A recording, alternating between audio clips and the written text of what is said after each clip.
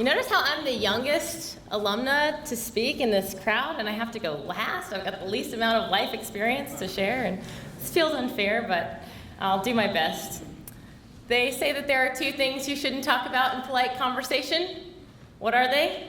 Religion and politics. But the thing is, when you work in the world of politics, the topic usually finds you. Just relax. I'm not going to use my 7 minutes to try to convince you all to become conservatives. I don't think that's enough time. Instead, I thought it might be interesting to share with you about the very limited life experience I've had since college, working in what we like to call the conservative movement. And I think 7 minutes is a generous allotment of time. Usually after about 20 seconds on Fox, they cut me off. In the last year, Aaron, my husband Aaron, who I got my MRS degree from him, he's also a scholar. In the last year, we relocated to Denver, Colorado, and when you relocate, you meet a lot of new people. And when you meet a lot of new people, you know what they do. They say, "So Hadley, what do you do?" And I kind of brace myself because these are urban, under 30 people, and I've seen the exit polls, and there's a 60 to 70% chance that they're not going to be a big fan of my work. So I tense up at this question. By a show of hands in this room, how many of you have ever felt a sense of dread at the question, "What do you do?" Okay, more than I thought. That's comforting, thank you. But despite participating in my share of TV debates, I actually hate having confrontations with people. I mean, don't we all hate tense moments and conversations with people that we just met? And I realize it's not really a sense of shame that I have about my work. I'm very proud of what I do, actually. But when you have just met someone, maybe you don't want politics to be the first topic you discuss. And honestly, I have to envy my husband, Aaron, sometimes because he's training to be a pediatrician. And I just can't imagine a job that comes with a higher approval rating than like, oh, he's trying to help the sick children be better. And there's no doubt in anyone's mind that he's trying to make the world a better place, and I think that must be nice. So I've spent a little bit of time reflecting about, what can I share with this crowd? This is the most esteemed audience I've ever been invited to speak before, and I have limited experience, but in my limited experience, I just wanted to share a few things that I think I've learned along the way. And some of you will notice that I really have learned these things because I probably have not always practiced them, so learning is a process, right? Bear with me. But the bottom line is this: it's not so much what you do as how you do it that matters, and we always have a choice over those things. So like any good public speaker, I have 3 points, and then I think there's a coffee break after this or something. Point number 1 is always beware of confirmation bias. I'm a big fan of a moral psychologist who works at New York University. His name is Jonathan Haidt. And he's written a book called The Righteous Mind. He's also done a TED Talk, and in his TED Talk, he asked the audience to raise their hands if they were liberal or libertarian or conservative, and I'm not going to do that today, although I was tempted. And I saw in the TED audience there were just very, very few conservatives, so if you're curious about what the TED audience is, it's pretty liberal. In his book, among other things, Jonathan Haidt talks about confirmation bias. And this is our impulse to seek out information, facts, data, the truth, that already supports our preconceived point of view, and we all do it. I would challenge all of you, if you think that you're getting all of your information from unbiased news sources, maybe go around the internet and read a few things that you disagree with. Try to get a few different perspectives. That's what I do in my work, because I'm trying to be aware of my own confirmation bias.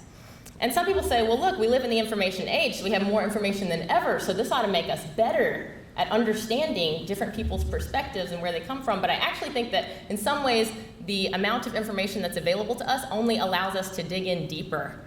Because in Haidt's book, he finds people with higher IQs are not better at making both sides of the argument. They're just better at making their own. And so that's a challenge for those of us in this room, and I imagine there's some very high IQs in this room. One of the best ways, I think, to try to overcome your confirmation bias is to listen to other people, and a couple of other speakers have touched on this. But I'm not talking about listening like I do with my earpiece on Fox News and just waiting for them to be done talking, and I'm poking holes in their argument before they're even done talking. I'm talking about listening, like genuinely listening and asking questions in your heart trying to have a curiosity and an empathy for how this other person's feeling and seeing them with the dignity of a human being, even though you may disagree very strongly. One of my pet peeves is when people say, I just can't understand how anyone could think XYZ. And I would submit that if that's your position, you're not thinking hard enough, or you're not listening enough, you're not trying to empathize with other people enough. My second point is, working in politics, I have had to get rid of this fear of changing my mind, because I think our culture and our nature says never change your mind. Once you've taken a position, stick to it, or else they'll call you a flip-flopper, and worse, your own pride will condemn you. How dare you be wrong? How dare you have spent all this time and resources on being wrong? But changing your mind can be very humbling and very freeing. It sort of points out that you could be wrong about something for years, and look, the world has kept spinning all this time. So it's not really that big of a deal. And you know, people who are elite public voices, the people that you see on Fox and the people that you see in suits campaigning for political office, I would argue that they have the most to lose from changing their mind, because a lot of you think, well, I change my mind every day. That's great, but if changing your mind also comes with changing your job and changing your profession and your life's work, then it's a little bit more of a battle. But I have to keep in mind, I'm always free to change my mind, and I do. I often, you know, I'm not a Pollyanna. I don't think everybody's gonna hear something one day, totally reverse their worldview the next. If that were the case, I would have spent my 7 minutes trying to convince you all to become conservatives. But I do believe that we can add nuance and add qualifications to the things that we think as we learn and grow.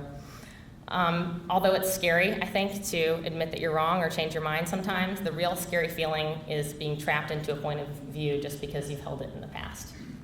And my final point is that if you're going to work in the world of politics and you're going to try to have a career that helps other people or that's beneficial to the world in some way, my advice and what I try to keep in my own heart is to see the best in other people, to see the best in their motivations.